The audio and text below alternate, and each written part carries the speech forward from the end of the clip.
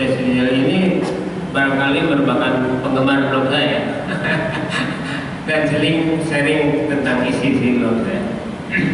Saudara sekalian, saya itu sudah tua tetapi baru punya bayi berusia 1 tahun lewat 3 bulan. Nah, ini yang saya pajang ini. Tapi ini bukan semata-mata memajang gambar bayi ya. Saya ingin mengingatkan kepada saudara-saudara sekalian tentang cerita bahwa kalau kita sudah menjalani saum Ramadan selama sebulan penuh, kita kemudian merayakan Idul Fitri, katanya kembali menjadi bayi. Ya, mudah-mudahan ini membantu. Nah, atas permintaan saudara Desria pada hari ini saya disuruh diminta untuk membahas sedikit, serba sedikit maksudnya seukuran kemampuan saya tentang Lailatul Qadar. Sebagaimana Anda ketahui bahwa Lailatul Qadar itu sering digalakkan kepada kita secara mitos ya. Secara mitos itu dalam arti memang diambil dari banyak hadis, dari beberapa hadis, tetapi kita tidak pernah diajak mengkaji hadis itu secara tuntas. Apalagi kita tidak pernah diajak juga untuk mengkaji surah Al-Qadar juga secara tuntas. Jadi melalui katakanlah melalui obrolan kita sore ini, saya ingin mengajak saudara untuk terutama membahas surat Al-Qadar. Jadi saya sengaja agak mengenyapkan hadis karena sumber utama dari ajaran agama kita adalah Al-Quran ya. Hadis itu nomor 2. Dalam arti saya sering katakan secara bergurau, kalau menghadapi Al-Quran kita melakukan praduga tidak bersalah, tetapi kalau menghadapi hadis kita menggunakan prinsip praduga bersalah. Gitu ya, bercandaan saya seperti itu. Jadi ceritanya pada hari Kamis tanggal 25 ya. Nah, saya pada hari Kamis tanggal 26 Mei 2009. Malah sejak saudara Desria Misbah tadi mengundang saya untuk menjadi pembicara. Pada tanggal 25 ya, saya salah menulis ini. Pada tanggal 25 Juni 2016 di Gedung BPT dengan bahan tentang Lailatul Qadar, saya terus kepikiran dan saya sulit tidur. Kenapa?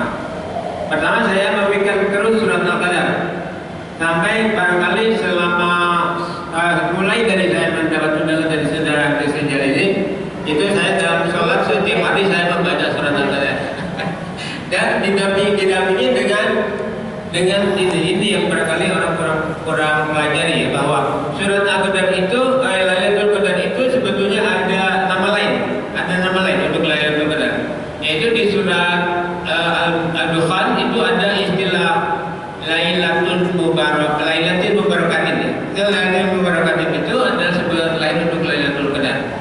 Jadi dengan kata lain, Lailatul Qadar itu disebut di dalam Al-Quran itu sendiri sebagai Lailatul Mubarakatun ya. Jadi kira-kira malam yang penuh berkah ya.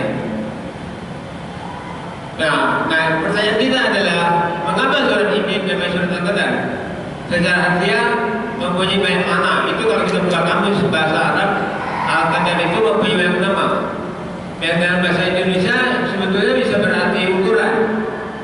Jadi bila orang Indonesia mengucapkan kata sengaja misalnya, maka itu berarti seukuran atau sebatas.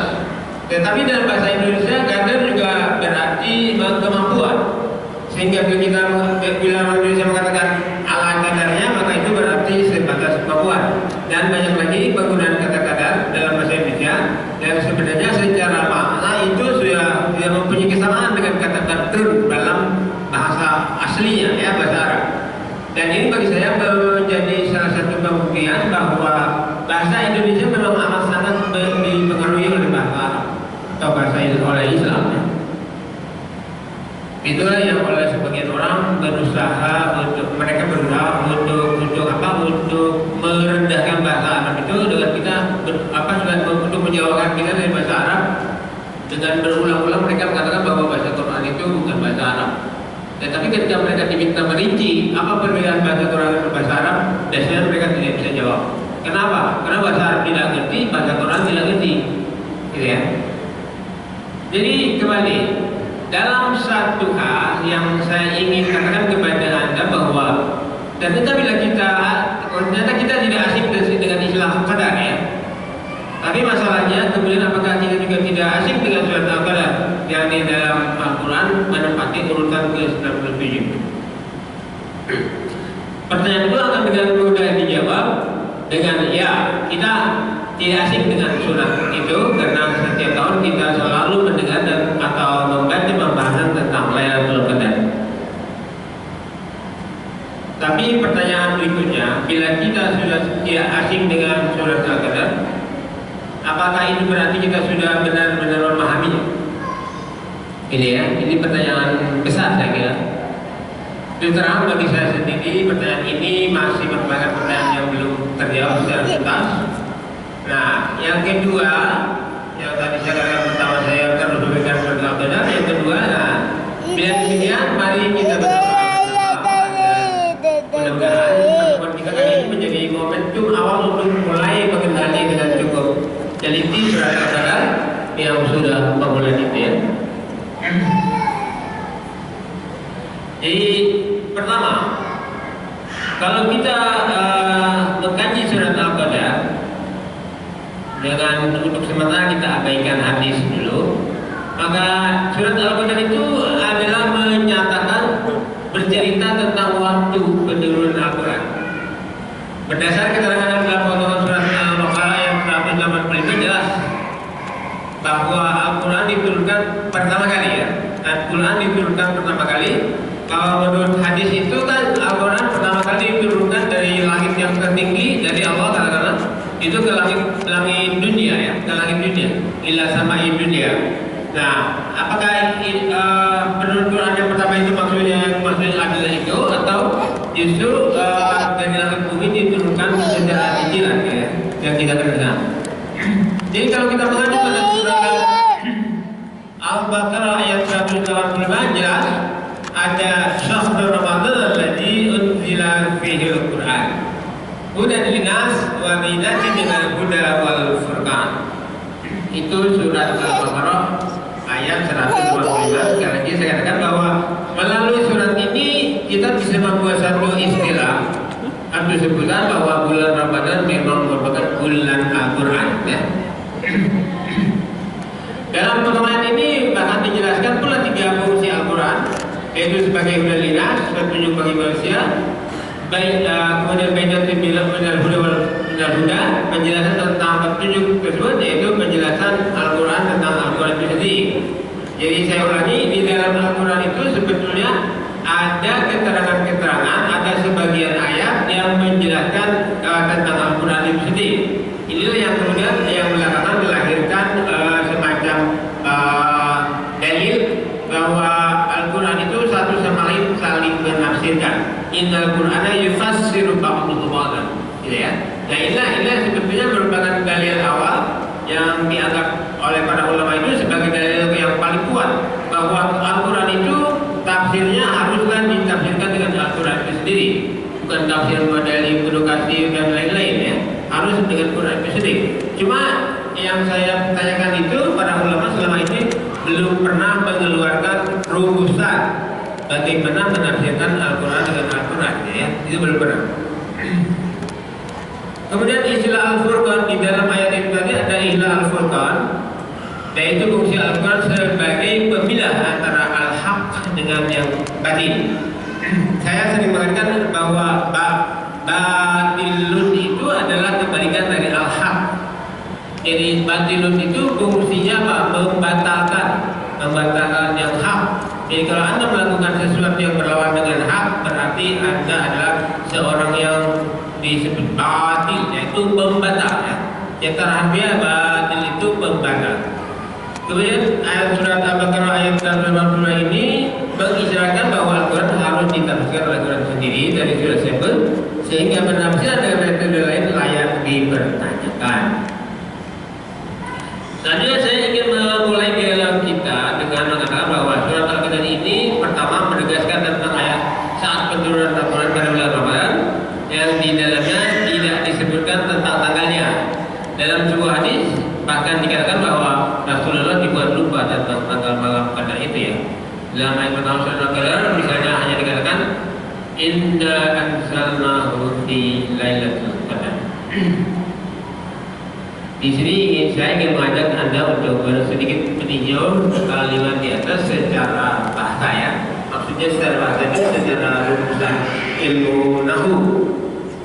Kata inna di dalam surat ini adalah gabungan dari partikel penegas inna dengan kata ganti nama nahnu yang berarti kami. Dan jelas kata kami ini mengacu kepada Allah. Timbul pertanyaan, mengapa Allah yang diajarkan kepada kita sebagai Maha Tunggal kok di sini menggunakan kata ganti kami? Yang jelas jamak ya. Jawabannya menurut sebagian ulama, kata ganti kami digunakan Allah dalam rangka membesarkan diri atau mengagungkan dirinya. Tetapi jujur jawaban ini bagi saya tidak memuaskan.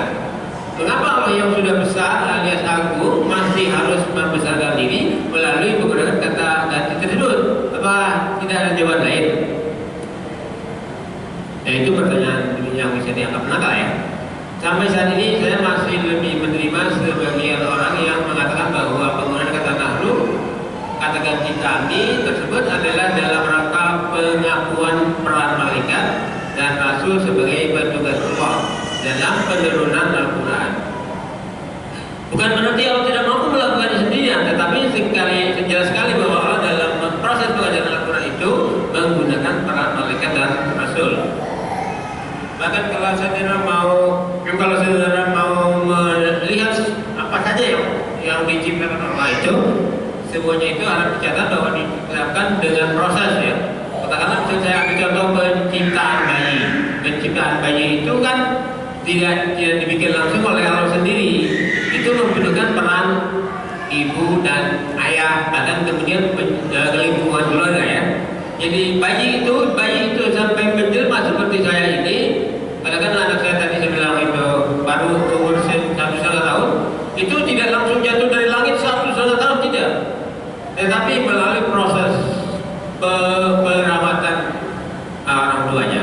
Makanya sering saya katakan, bahkan saya bikin status di Facebook itu bahwa merawat anak adalah kerjasama dengan Allah dalam proses penciptaan. Gitu ya, saya ulangi ya.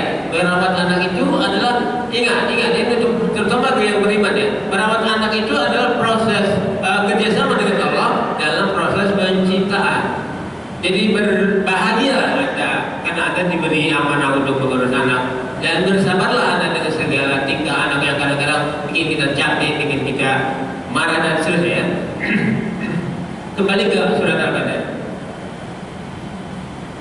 Pasti saya akan dimarahi sebagian ulama, termasuk misalnya Ahmad Didat yang dalam salah satu ceramahnya yang beliau itu mengentak orang yang berpendapat demikian. Artinya Allah menggunakan kata kami itu adalah karena Allah melibatkan makhluknya untuk bekerja sama dengan dia. Kata Ahmad Didat itu tidak benar. Dan saya lihat mukanya begitu masam ketika dia mengatakan tidak benar. Tapi apakah dengan demikian kenyataan jadi berubah? Bukankah kenyataannya Al-Quran itu diturunkan oleh Allah melalui malaikat Jibril ya, dan kita menerimanya melalui Nabi Muhammad. Berarti kan ada proses kerjasama Allah, malaikat, Nabi Muhammad ya. Berarti itu cocok disebut sebagai kami, diklaim oleh Allah sebagai kami. Ya itu juga boleh dikatakan itu bukan cara Allah mengagungkan diri ya, bukan sebaliknya Allah merendahkan diri gitu ya, berendah hati gitu ya dalam hal manusia.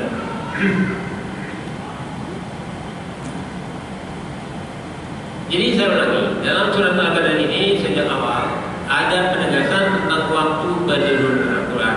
Itu yang pertama. Yang kedua, ada pula isyarat bahwa Allah melibatkan para malaikat dan Nabi Muhammad dalam proses penurunannya. Jadi Allah tidak menjatuhkan yang begitu saja dari langit sendirian ya.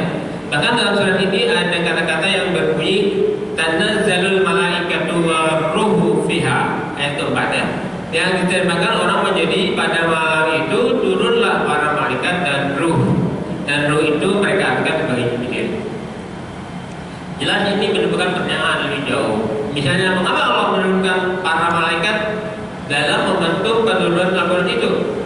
Dan mengapa Jibril disebut ar-ruh? Apakah yang ditugasi menurunkan wahyu itu bukan Jibril? Pertanyaan ini bukan hanya Jibril. Pertanyaan ini semakin menguat bila kita perhatikan surat Al-Baqarah ayat 98. Ya, coba saya ulangi, perhatikanlah surat Al-Baqarah ayat 98. Di situ ada ayat yang mengisyaratkan kepada kita adanya para malaikat Mikail dan penurunan wahyu. Ini saya ulangi. Rupanya ini tinjau kajian sementara ya. Jangan juga lantas diaminkan ya, jangan diiyakan ya. Jadi ini kajian sementara. Jadi menurut pengamatan saya dalam surat Al-Baqarah ayat 98 ada isyarat bahwa penurun wahyu itu bukan hanya Jibril, bukan hanya malaikat Jibril ya. Nah, tapi juga ada Mikail yang di sini ditulis Mikala ya. Jadi di situ ada pertanyaan. Bukan pertanyaan, ada ancaman, semacam ancaman. Man kana aduwan lillahi wa malaikatihi wa rusulihi wa Jibril wa Mikala fa inna Allaha aduwwun lil kafirin. Jadi di sini ada isyarat bahwa wahyu Allah itu ternyata juga melibatkan penurunnya itu tidak hanya dilakukan oleh Jibril, tapi juga melibatkan malaikat yang kita kenal sebagai Mikail. Yang di sini disebut dengan istilah Mikala ya, Mikala ya. Coba teman-teman perhatikan.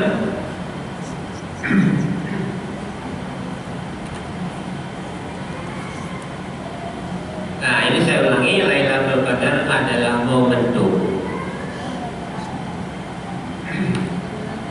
Momentum atau dalam istilah bahasa Jawa itu titi mangsa.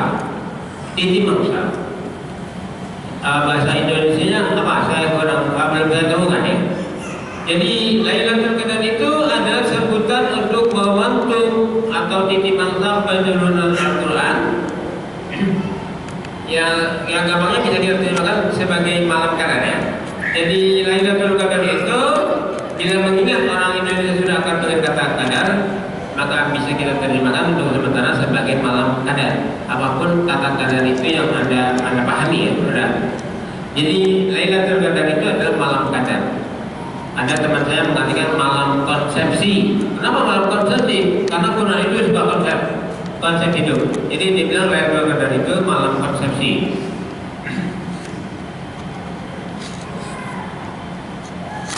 Jadi saya ulangi, Lailatul Qadar itu nama waktu yang diberikan Allah seiring penurunan Al-Quran. Nah, saya tanya sekarang, sebelum turun Al-Quran, Anda pernah dengar nggak? Atau pernah baca ada nama Lailatul Qadar? Pernah dengar nggak? Pernah baca atau tidak? Sebelum penurunan Al-Quran, ada nggak istilah Lailatul Qadar? Setahu saya tidak ada. Jadi kembali saya ulangi, bahwa Lailatul Qadar itu adalah sebutan untuk momentum penurunan Al-Quran. Jadi sebelumnya nama itu tidak ada. Tegasnya nama itu hanya diberikan untuk waktu atau katakanlah kalau untuk waktu yang apa itu, detik itu, jam itu, hari itu, gitu kan? Kalau pakai bahasa Inggris, the moment of turunnya Quran. Jadi saat namanya penurunan Al-Quran. Dengan catatan bahwa yang dimaksud bukanlah penurunan Al-Quran seluruhnya, tapi hanya untuk yang pertama kali saja. Jadi momentum penurunan saja ya. Karena Quran memang tidak bisa diturunkan sekaligus. Momentum atau waktu tidak akan menjadi istimewa. Nah ini momentum atau waktu itu tidak akan menjadi istimewa bila di dalamnya tidak ada kejadian apapun yang bernilai istimewa. Satu bakalan waktu menjadi istimewa bagi seseorang, misalnya bila hari itu dia menerima gelar kesadaran atau melakukan pernikahan atau menyambut kelahiran anak dan lain-lain. Itu tidak bisa diulang. Momentum seperti itu tidak bisa diulang. Berkenaan dengan malam qadar, jelas faktor yang menjadi malam qadar, Lailatul Qadar itu faktor yang membuatnya menjadi istimewa adalah penurunan Al-Quran.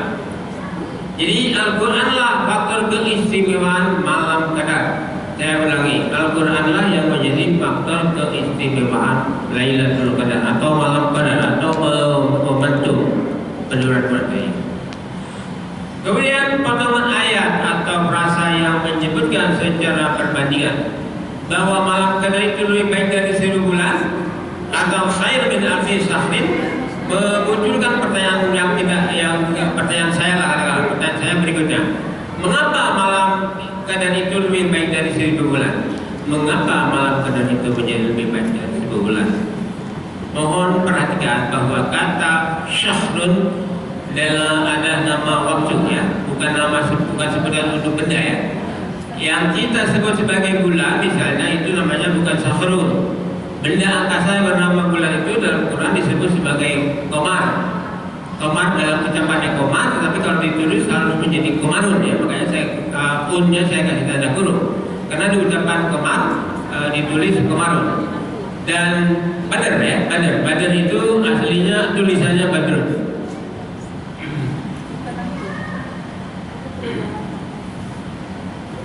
Itu yang pertama. Jadi syahrun itu adalah nama untuk unit waktu ya, unit of time. Jadi kembali pada sebutan malam qadar yang mengacu pada penyebutan waktu, maka alfu syahrin ini aslinya ya, bentuk aslinya sebelum digabung dalam kalimat itu alfu syahrin. Kalau di ayatnya kan khairun min alfi syahrin, karena ada min ya, maka menjadi alfi. Jadi alfu syahrin itu mengacu pada waktu, bukan benda. Jelasnya waktu satu malam yang disebut malam qadar itu nilainya adalah lebih baik dari 1000 bulan. Ya bila dihitung katakan dihitung tahun, 1000 bulan itu setara dengan sekitar 83 tahun. Itu yang kita dengar ya. Lalu mengapa? Pertanyaan kita adalah mengapa waktu semalam diperbandingkan dengan 83 tahun? Saya ulangi ya. Mengapa waktu semalam dengan adanya peristiwa turunnya Al-Quran itu dibandingkan dengan 1000 bulan? Ingat kembali bahwa yang jadi pembahasan di sini bukan lama waktunya ya. Bahwa yang jadi pembahasan di sini bukan lama waktunya, 1000 bulan atau barangkali 1.000.000 bulan atau seterusnya. Tapi yang dibahas ini adalah apa yang dalam waktu tersebut, apa yang terjadi dalam waktu tersebut, apa yang mengisi waktu tersebut. Jelas, dalam semalam di malam qadar itu ada penurunan Al-Quran. Sedangkan di dalam waktu 83 tahun tidak ada apa-apa yang bisa dikatakan istimewa. Jadi dengan demikian, dengan turunnya kembali, faktor yang membuat malam qadar itu menjadi istimewa adalah turunnya Al-Quran. Bila kita ingat Nabi Muhammad lahir pada tahun 571 Masehi. Ini berarti bahwa jarak antara Nabi Muhammad dengan Nabi Isa itu adalah sekitar 6 abad. Masa inilah yang dalam sejarah Islam disebut sebagai zaman fatrah, yaitu masa kekosongan syariah atau masa ketidakwahyuan. Nah, inikah gerangan yang disebut secara kiasan sebagai 1000 bulan? Saya ulangi ya. Jadi kalau secara kiasan 1000 bulan itu bukan 83 tahun. Tetapi kalau kita mengacu sejarah, jadi kalau istilah itu kita pahami secara kiasan, kemudian kita mengacu pada sejarah, 1000 bulan itu zaman kekosongan wahyu. Zaman kekosongan wahyu antara Nabi Muhammad dengan Nabi Isa itu sekitar 600 tahun. Gitu ya. Jadi bisa jadi kata 1000 itu adalah sebuah perumpamaan. Sebagaimana hanya kita menggunakan istilah lari dengan langkah 1000, padahal bisa kurang bisa lebih ya. Jadi kira-kira 1000 itu jadi saya ulangi, kata 1000 itu untuk menyebut jumlah yang banyak. Dan kalau kita kaji sejarah, ternyata kalau ini bicara tentang penurunan wahyu, jarak antara Nabi Isa dengan Nabi Muhammad itu sekitar 6 abad. Jadi 1000-nya itu kemungkinannya, saya bisa keliru, bisa salah. Jadi saya ulangi, kata 1000 itu kemungkinan perumpamaan. Kalau itu perumpamaan, jangan dibulatkan menjadi 63 tahun. Ya 1000 bulan saja, dengan catatan bahwa kata 1000-nya adalah perumpamaan, analogi untuk menyebut jumlah yang banyak, sangat banyak. Jadi dengan demikian kata atau istilah 1000 atau alfun itu juga ada kemungkinan tidak menyatakan bilangan 1000, tetapi hanya ungkapan untuk menyebut jumlah yang sangat banyak.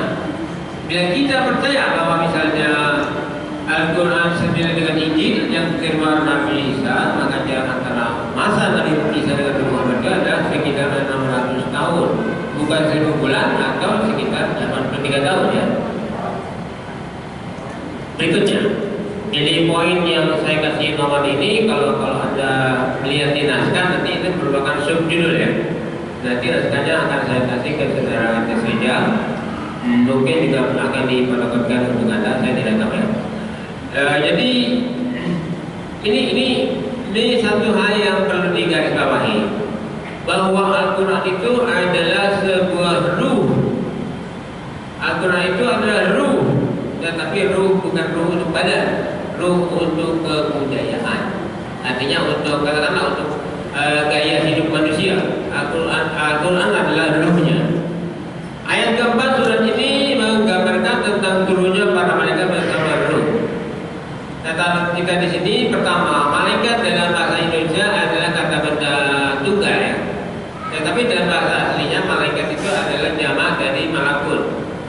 Jadi kita itu telah dengan keliru menyebut malaikat itu sebagai satu.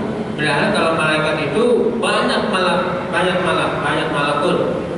Dengan demikian kalimat tanazzalul malaikatu war-ruh berarti para malaikat turun bersama ar-ruh. Saya ulangi, pada malam itu para malaikat turun bersama ar-ruh.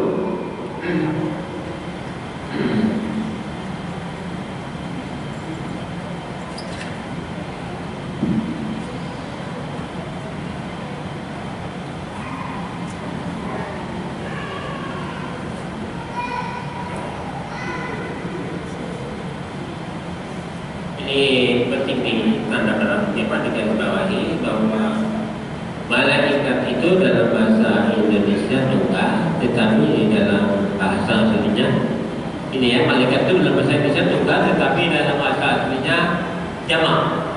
Tapi kita sudah salah kaprah menyebut malaikat sebagai tunggal.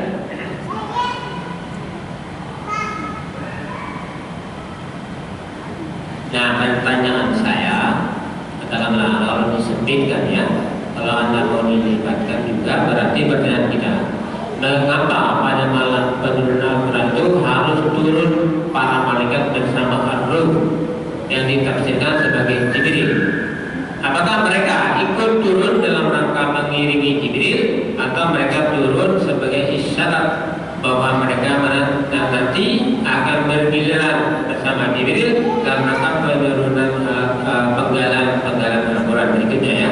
Ingat pada surat Al-Baqarah 98 tadi ya, ada penyebutan Mikala, Jibril dan Mikala itu dalam konteks penurunan wahyu.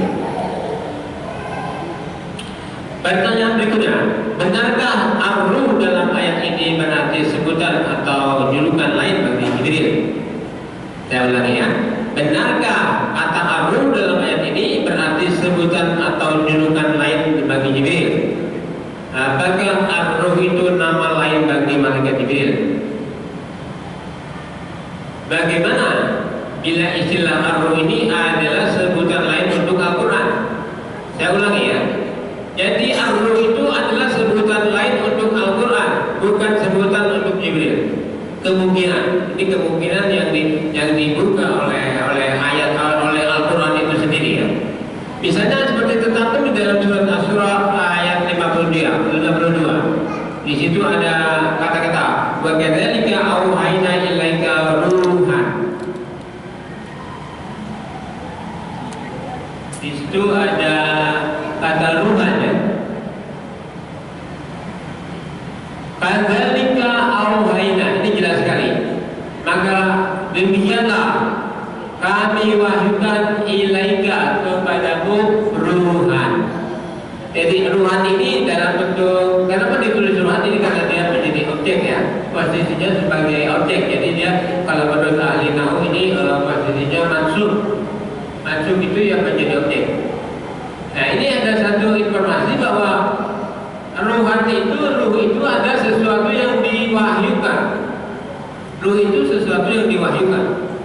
Jadi saya ulangi, kata ruh itu bisa jadi merupakan sebutan lain untuk Al-Quran. Tetapi tadi saya katakan bahwa ruh, istilah ruh itu bukan nyawa ya. Ruh di sini adalah semacam spirit. Jadi tadi saya katakan bahwa ruh yang dimaksud adalah ruh budaya, bukan ruh badan. Ini jelas diisyaratkan oleh surat Asy-Syura ayat 52. Jadi saudara sekalian, terjemahan untuk ayat tanazzalu. Nah ini kata tanazzalu malaikat. Kata tanazzalu ini bukan bentuk asli, karena bentuk aslinya di depan tak ini ada tak lagi. Jadi ya seharusnya yang aslinya itu tanazzalu. Kenapa yang tak di depan dibuang? Nah itu biasa dalam bahasa Arab itu kata-kata kadang dibuang, kadang-kadang ditambahkan, kadang ditiadakan, kadang diganti ya, bukan ditambahkan. Nah, kenapa itu pertanyaan seperti ini? Nah ini yang saya ingin beri catatan tentang kata tanazzalu ya. Jadi kata tanazzalu ini saya ingin katakan bahwa di dalam bahasa Arab itu setiap kata mengandung dhamir. Setiap kata itu mengandung kata ganti nama. Nah, kata tanazzalu ini di dalam ilmu Arab diberi dua kemungkinan. Jadi tanazzalu ini kemungkinan dhamirnya hiya atau anta. Jadi kita mana yang akan kita pilih, apakah hiya atau anta, itu ditentukan oleh konteksnya. Nah, ternyata dalam konteks ayat kata tanazzalu itu mengacu pada malaikat. Kata tanazzalu itu mengacu pada malaikat. Yang malaikat itu kalau dalam ilmu Arab, dalam ilmu bahasa Arab mengatakan malaikat itu termasuk kata benda wanita. Malaikat itu kata benda wanita. Sedangkan ar-ruh, saya kira ar-ruh itu adalah kata benda untuk laki-laki. Jadi kalau misalnya antara malaikat dengan ar-ruh itu dianggap kata tanazzalu itu dianggap mencakup malaikat dan ruh, itu secara bahasa tidak benar. Secara bahasa tanazzalu itu cocoknya untuk malaikat saja, tidak untuk ar-ruh. Karena ar-ruh itu domirnya huwa. Jadi jelas ini salah satu bukti dari segi kajian bahasa bahwa ar-ruh itu bukan Jibril, karena Jibril adalah malaikat. Jadi kalau diterjemahkan seperti tadi itu, pada malam itu malaikat turun bersama Al-Quran. Pertanyaannya, logiskah terjemahan itu? Nyambung atau tidak dengan konteks penurunan Al-Quran? Jadi saya ulangi, tanazzalul malaikat itu malaikat turun pada malam itu. Warruh itu yang dimaksud Al-Quran. Jadi malaikat turun membawa Al-Quran, bukan malaikat mengirimi Injil. Supaya lebih lagi coba perhatikan kata bi'izni rabbihim min kulli amrin dalam ayat 4. Dalam bahasa kita seharian kata izin atau izin yang berasal dari iznun berarti perkenan atau pembolehan, atau bahasa Inggrisnya permission. Kemudian ini tidak salah, tetapi bila kita menyebut kata izin Allah, bagaimana bentuk izin Allah? Saya ulang ya. Bila kita menyebut izin Allah itu ada bentuknya enggak? Saya ulangi, izin Allah itu ada bentuknya enggak? Kalau izin polisi ada bentuknya enggak? Nah, Al-Quran izin Allah atau bukan? Al-Quran izin Allah atau bukan? Iya, berarti izin Allah itu ada bentuknya tidak? Ada ya? Berarti izin Allah itu ada bentuk konkretnya. Ibarat polisi mengeluarkan surat izin mengemudi. Kenapa mengemudi harus pakai surat izin? Ya supaya Anda tertib sebagai warga negara yang baik. Emang kalau nggak pakai izin nggak bisa mengemudi? Oh bisa. Ya, tapi Anda tidak patuh, warga yang tidak patuh. Nah sekarang hidup. Bagaimana hidup? Hidup itu ada surat izinnya sudah. Oh namanya hidup mah nggak ada surat izin juga nggak apa-apa, bisa hidup kok. Iya bisa, tetapi